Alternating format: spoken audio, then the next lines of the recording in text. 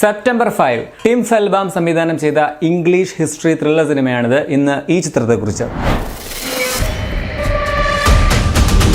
ഇതൊരു യഥാർത്ഥ സംഭവത്തെ ബേസ് ചെയ്തൊരുക്കിയ സ്ക്രിപ്റ്റാണ്. 1972 മ്യൂണിക് ഒളിമ്പിക്സ് സമയത്ത് കുറച്ച് ഇസ്രയേലുകാരായ അത്ലറ്റിക്സിനെ ബന്ദിയാക്കിയ സംഭവമാണ്. ആ ടൈമിൽ ഒളിമ്പിക്സ് ഒക്കെ ക്യാൻസൽ ചെയ്തായിരുന്നു. സോ ആ സംഭവം ABC സ്പോർട്സ് എന്ന ചാനൽ എങ്ങനെ ലൈവായിട്ട് കവർ ചെയ്തു എന്നുള്ളതാണ് ഈ ചിത്രം പറയുന്നത്. വളരെ ത്രില്ലിംഗ് ആയിട്ട്, എൻഗേജിംഗ് ആയിട്ട്, ഫാസ്റ്റ് പേസിൽ നമ്മളെ ഒട്ടും മുഷിപ്പിക്കാത്ത രീതിയിലാണ് പടം ഒരുക്കിയേക്കുന്നത്. ആ മൊമെന്റ്സിൽ ആ ഒരു ടെൻഷനൊക്കെ അത്രയും ഇന്റൻസ് ആയിട്ട് തന്നെ സിനിമയിൽ അവതരിപ്പിച്ചിട്ടുണ്ട്. ഏകദേശം പൂർണ്ണമായിട്ടും ചാനലിൽ സ്റ്റുഡിയോയ്ക്ക് ഉള്ളിലായിട്ട് ഇൻഡോർ വിഷ്വലുകളാണ് ഭൂരിഭാഗവും ഉള്ളത്. എന്നിട്ടും ത്രില്ലിംഗ് ആണെന്നുള്ളതാണ് പടത്തിന്റെ ഏറ്റവും വലിയ പോസിറ്റീവ്. ഇവർ ഈ ചെറിയ സ്ക്രീനിൽ കാണിക്കുന്ന പുറത്തെ ദൃശ്യങ്ങളാണ് നമ്മളും കാണുന്നത്. പക്ഷെ നമ്മളും അവിടെ ഇരുന്ന് അത് നേരിട്ട് കാണുന്ന ഒരു ഫീല് തരുന്നുണ്ട് ഈ പടം. സോ ഒറിജിനൽ പഴയ വിഷ്വലുകൾ തന്നെയാണ് പടത്തിൽ ഉപയോഗിച്ചിട്ടുള്ളതും. അത് ഈ സിനിമയുടെ ഭാഗമാണെന്ന് തോന്നിപ്പിക്കുന്ന വിധത്തിൽ വളരെ ഭംഗിയായിട്ട് ബ്ലെൻഡ് ചെയ്തിരിക്കുന്നത് പ്രത്യേകം അഭിനന്ദനം തന്നെ അർഹിക്കുന്നുണ്ട്. അത് പടത്തിന്റെ മെയിൻ ഹൈലൈറ്റ് തന്നെയാണ് കേട്ടോ. ഒപ്പം നല്ല പെർഫോമൻസ് കൊണ്ട് ഇമോഷൻസ് നന്നായിട്ട് കൺവേ ചെയ്യുന്നുണ്ട് പടം. പീറ്റർ സാസ്ഗാർഡ് ആണ് ചാനലിന്റെ പ്രസിഡന്റ് ആയിട്ട് വരുന്നത്.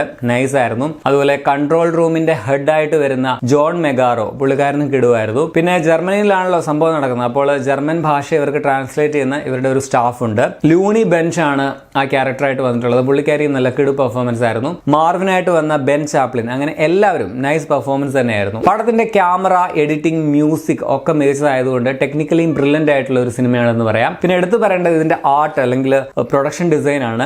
ആ ഒരു കാലഘട്ടം അന്നത്തെ TV സ്റ്റുഡിയോകളിൽ ഉപയോഗിച്ചിരുന്ന equipments, sound system, camera, recording devices, മറ്റ് ടെക്നിക്കുകൾ ഒക്കെ ഒരു വളരെ ഡീറ്റെയിലും കൊടുത്ത് തന്നെ ചെയ്തിട്ടുണ്ട്. പിന്നെ ഞാൻ പറഞ്ഞില്ലേ, പഴയ ഫൂട്ടേജും ഈ സിനിമയും തമ്മിൽ ഇവർ കണക്ട് ചെയ്തിരിക്കുന്നതും വളരെ ബ്രില്യന്റ് ആയിട്ടുള്ള ഒരു സംഭവമാണ്. ഇനി പടത്തിന്റെ നെഗറ്റീവ് അല്ല, ഒരു ചിന്ത എനിക്ക് തോന്നുന്നത് പറയുകയാണ്. ഇതൊരു ത്രില്ലർ സിനിമയാണ്. പക്ഷെ ഇതിലെ ഒരു ഫാക്ട് എന്താണെന്ന് വെച്ചാൽ, ഈ ന്യൂസ് ഏജൻസി ഇത്രയും ഭീകരമായിട്ടുള്ള ഒരു സിറ്റുവേഷൻ അവരത് മാക്സിമം ക്യാപ്ചർ ചെയ്യാനായിട്ടാണ് ശ്രമിക്കുന്നത്. അല്ലാതെ ആളുകളെ രക്ഷിക്കാൻ ശ്രമിക്കുന്ന കഥയൊന്നും അല്ല. അത് അവരെ പറഞ്ഞിട്ട് കാര്യമില്ല, അതാണ് അവരുടെ ഡ്യൂട്ടി. പിന്നീട് ഒരുപക്ഷെ ചരിത്രം ഈ സംഭവത്തെ അടയാളപ്പെടുത്തുന്നത് ഇവരുടെ ഈ ദൃശ്യങ്ങൾ കൊണ്ട് തന്നെയായിരിക്കും. എങ്കിലും ഒരു മനുഷ്യൻ എന്ന നിലയിൽ ആലോചിക്കുമ്പോൾ നമുക്ക് ഒരു പക്ഷേ അതൊരു നെഗറ്റീവായിട്ട് വേണമെങ്കിൽ ഫീൽ ചെയ്യാം. പടത്തിന്റെ നെഗറ്റീവ് എന്നല്ല ഞാൻ പറഞ്ഞു കേട്ടോ. സ്റ്റിൽ അവരുടെ ജോബാണ്, അവരുടെ ജോലി മാക്സിമം നന്നായിട്ട് അവർ ചെയ്യുന്നു എന്ന് മാത്രം. പിന്നെ ഈ സംഭവത്തിന്റെ പൊളിറ്റിക്കൽ വശങ്ങളെ കുറിച്ച് എനിക്ക് കൂടുതൽ അറിയില്ല. മീൻസ് ജയിലിൽ കിടക്കുന്നവരെ എന്തിനവര് പിടിച്ചിട്ടു, അതുപോലെ ഇവര് ഒരു കംപ്ലീറ്റ് ടെററിസ്റ്റുകൾ തന്നെയാണോ, അതിന്റെ വശങ്ങളെ കുറിച്ചൊന്നും എനിക്കറിയില്ല. അത് സിനിമ സംസാരിക്കുന്നുമില്ല.